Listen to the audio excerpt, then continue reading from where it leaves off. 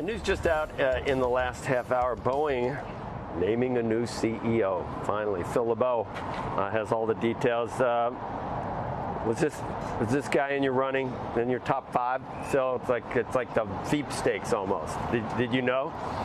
Well, you know, his name really didn't leak out in terms of the search process until a few days ago when there were a couple of reports that he was considered a strong candidate. So they kept this under wraps as they were considering Kelly Ortberg, who is now the new CEO of Boeing. He officially takes over next week. And you might be saying to yourself, well, who's Kelly Ortberg?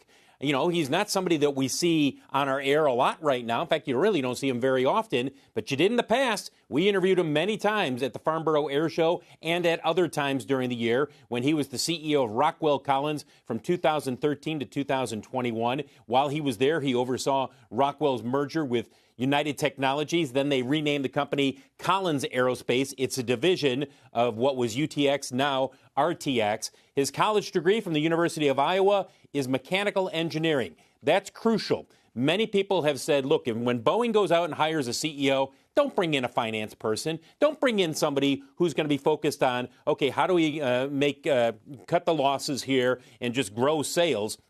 You've got to go back to just making sure you do the nuts and bolts of manufacturing correctly, and then you can grow the company. And that's the background of Kelly Ortberg, which is the reason why the shares are getting a little bit of a bounce today. This is not a huge surprise, but it's going to be a welcome one by most investors in Boeing because he is an outsider who can come in with a fresh set of eyes and who has experience running a large manufacturing company within the aviation industry. And remember, Rockwell Collins, a huge supplier before it was merged into RTX, defense as well as commercial. That's the background that he had at Rockwell Collins. He will bring that expertise now to Boeing. And again, he starts next week, next Wednesday, as a matter of fact, or Thursday. August 8th is the first day that he'll be on the job. He will also be joining the Boeing board of directors, guys. So we will not be hearing from him anytime soon. Boeing is not doing a call with him today. He's not going to be on the company's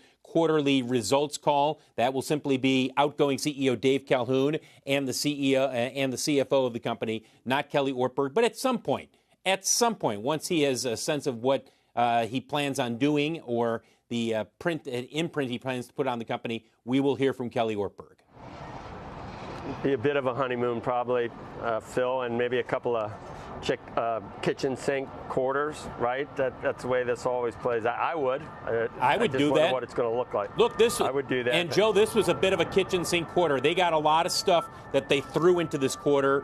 That said, they've got so many things that they need to fix at Boeing that Kelly Ortberg, first and foremost, he has got to get the manufacturing of the 737 MAX stabilized and then move higher from there.